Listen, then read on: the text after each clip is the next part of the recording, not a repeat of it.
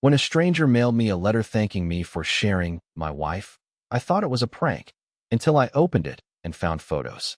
But the last photo changed everything. 8 years of marriage. 8 years of building a life together, of morning coffee conversations and shared dreams about renovating the kitchen we could never quite afford. 8 years of thinking I knew everything about the woman sleeping next to me every night. I should have seen the signs.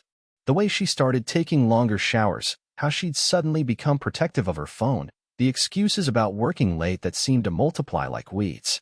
But you know how it is when you're comfortable in your routine, you don't want to see what's right in front of you. The letter arrived on a Tuesday. Plain white envelope, no return address, my name written in block letters across the front. I almost threw it away, thinking it was some kind of advertisement or political nonsense. But something about the weight of it, the way it felt substantial in my hands, made me curious. Inside was a single sheet of paper with a typed message that made my blood run cold. Thanks for sharing, Amanda. You're a generous man. At first, I actually laughed. What kind of sick joke was this? Some teenager playing pranks on random addresses? But then I saw the manila envelope at the bottom of the larger envelope, and my stomach dropped. The first photo showed our bedroom. Our quilt, the one Amanda's grandmother had made, rumpled and pushed aside. The second photo was harder to process, a woman's silhouette against our window, the same window where Amanda liked to sit and read on Sunday mornings. By the third photo, there was no denying what I was looking at. My wife, in our bed, with a man I didn't recognize. My hands were shaking so badly I could barely hold the pictures. Each one felt like a physical blow, like someone was systematically breaking every bone in my body. But it was the last photo that made everything click into place, a selfie of the guy, grinning at the camera, wearing a police uniform I recognized immediately. It was him, the helpful officer who'd been working our case for the past 3 months. Update 1. The break-in happened back in March. We'd come home from dinner at my sister's place to find our back door kicked in, drawers pulled out, our bedroom ransacked. Nothing major was taken, just some cash from Amanda's jewelry box and an old laptop, but it left us both feeling violated and unsafe. That's when Officer Daniels entered our lives. He was the one who responded to our call, the one who walked through our house taking notes and photos, the one who assured us he'd personally make sure whoever did this would be caught. He was probably in his mid-30s, tall and clean-cut, with the kind of confident demeanor that made you feel like everything would be okay. He started coming by regularly to check on us, to update us on the investigation. Always professional, always concerned. Amanda seemed to relax around him in a way she hadn't since the break-in. I was grateful. She'd been having trouble sleeping, jumping at every little sound. Having someone official taking our case seriously felt like a blessing.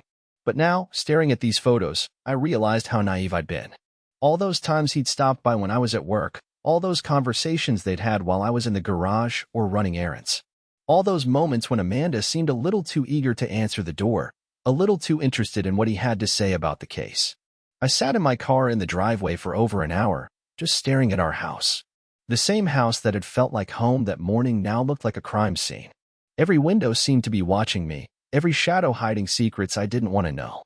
When I finally went inside, Amanda was in the kitchen making dinner like nothing had happened. She looked up with that same smile she'd given me for 8 years, and for a moment I wondered if I was losing my mind. Maybe the photos were fake. Maybe this was all some elaborate nightmare I'd wake up from. But then I noticed the way she avoided my eyes, the way her hands trembled slightly as she stirred the pasta sauce. She knew. Somehow, she knew that I knew. I didn't say anything that night. I couldn't. Every time I tried to form words, they got stuck in my throat like broken glass. Instead, I sat through dinner, making small talk about work and weekend plans, all while the photos seemed to burn a hole in my jacket pocket. That night, lying in bed next to her, I felt like I was sleeping next to a stranger. Every breath she took, every small movement, felt like another lie. I stayed awake until dawn, staring at the ceiling, trying to figure out how everything I thought I knew about my life had been wrong. Update 2. I confronted her 3 days later. 3 days of walking around with this secret eating me alive. 3 days of watching her go through the motions of being a loving wife while knowing she was living a completely different life behind my back. She was watering the plants on our front porch when I finally worked up the courage.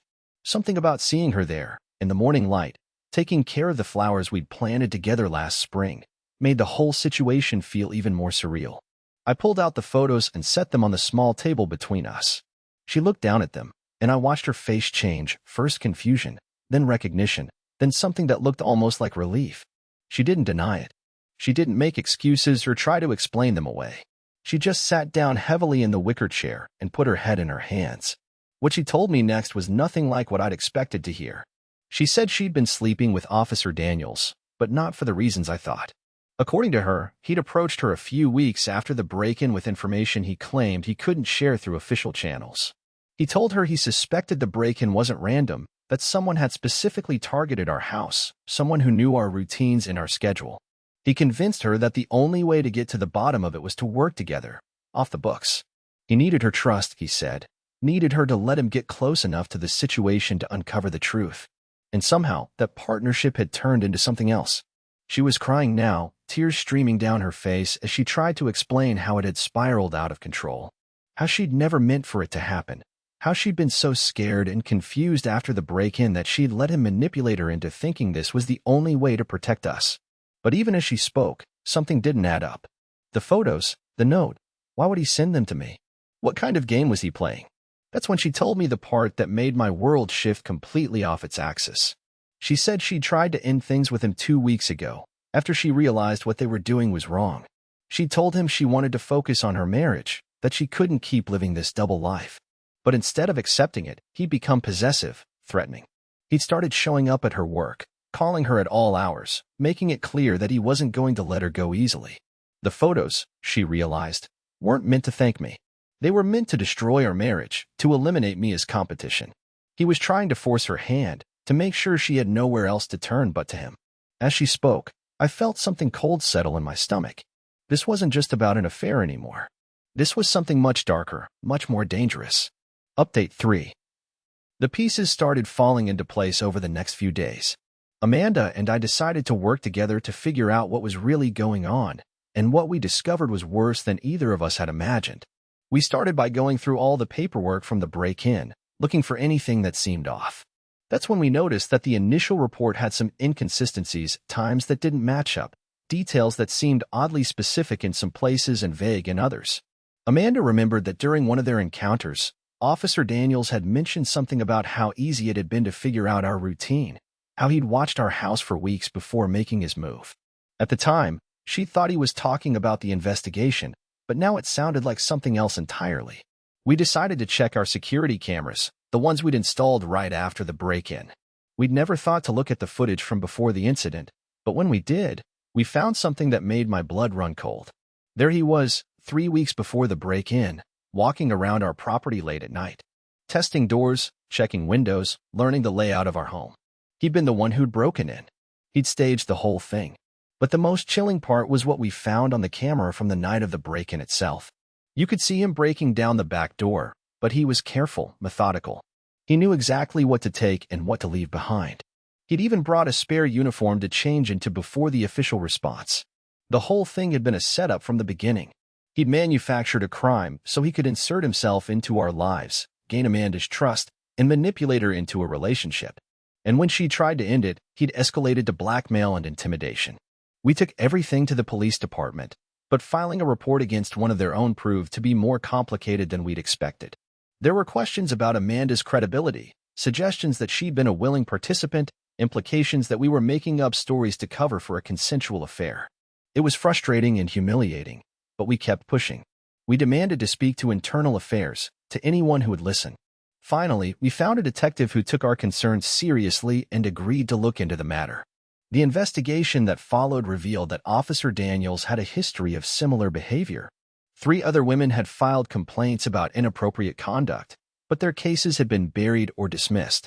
Our evidence was the first concrete proof of criminal activity. Final update. Officer Daniels was arrested 6 weeks later. The charges included breaking and entering, stalking, harassment, and abuse of power. During the investigation, they found evidence linking him to at least 2 other staged break-ins in our neighborhood, both involving single women or couples where he'd tried to establish the same kind of manipulative relationship. The trial was difficult. Amanda had to testify about their relationship, about how he'd manipulated her fear and vulnerability. She had to relive every moment of deception, every lie he'd told her about protecting us. But she was brave, stronger than I'd ever seen her. He was sentenced to 8 years in prison, and he was stripped of his position and pension. The police department also faced scrutiny for their handling of previous complaints, and several policy changes were implemented to prevent similar situations in the future. As for Amanda and me, we had a long road ahead of us. The betrayal was real, even if the circumstances were more complicated than I'd initially understood. She'd made choices, even under manipulation, that had damaged our marriage. But she'd also been a victim of someone who'd systematically destroyed her sense of safety and security. We decided to try to rebuild our relationship, but it wasn't easy. There were days when the anger and hurt felt overwhelming, when I wondered if we'd ever be able to trust each other again. There were nights when she'd wake up in a panic, reliving the fear and confusion of those months when she'd been trapped in his web of lies. But there were also moments of clarity, times when we could see past the damage to what we'd built together over 8 years. We found new ways to communicate, new ways to be honest with each other about our fears and needs. We learned to live with the knowledge that security is fragile, that the people we trust with our safety can sometimes be the ones who hurt us most. The house felt different now. We moved the furniture around, repainted the bedroom, replaced the quilt with something new. It was important to create new memories, to reclaim the space that had been violated. Amanda found a support group for victims of manipulation and abuse. She learned that what had happened to her wasn't uncommon, that predators often target people who are already vulnerable, already dealing with trauma. Understanding that helped her forgive herself for the choices she'd made under duress. I found my own ways to heal. I started running again, something I'd given up years ago. There was something therapeutic about the rhythm of it, the way it cleared my head and helped me process everything that had happened.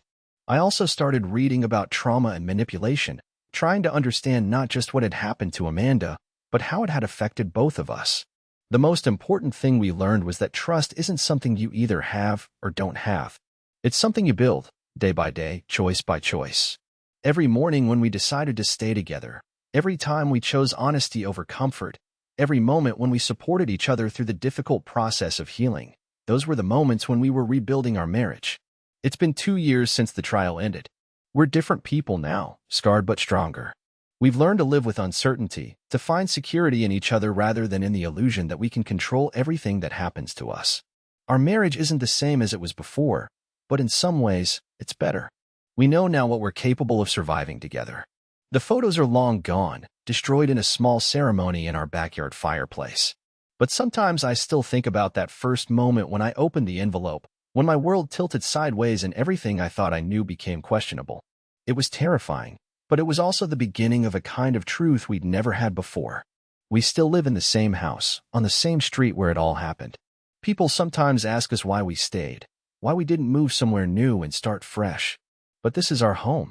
We're not going to let what happened drive us away from the life we've built together. Instead, we've chosen to make it a place where truth lives, where honesty matters more than comfort, where love is something we actively choose rather than something we take for granted. The experience taught us that marriage isn't just about the good times, the easy moments when everything is working perfectly. It's about what you do when everything falls apart, when the person you love makes choices that hurt you, when the world you've built together comes under attack. It's about deciding, over and over again, that what you have is worth fighting for. Sometimes I wonder what would have happened if that letter had never arrived, if Officer Daniels had been content to maintain his manipulative relationship with Amanda indefinitely. Would we have eventually discovered the truth? Would our marriage have survived if the deception had continued? But I try not to dwell on those questions. What matters is what we did with the truth once we had it. We chose to face it together, to work through the pain and confusion and betrayal. We chose to believe that our marriage was stronger than one person's attempt to destroy it. Now, when I come home from work and see Amanda in the kitchen, or when I wake up next to her in the morning, I'm grateful for the ordinary moments. I know how quickly everything can change, how easily trust can be broken. But I also know how much strength it takes to rebuild, how much courage it requires to choose love over fear. The letter that started it all was meant to be a weapon, a way to hurt us and drive us apart. Instead, it became the catalyst for a kind of honesty we'd never had before. In the end, the person who tried to destroy our marriage ended up making it stronger than it had ever been.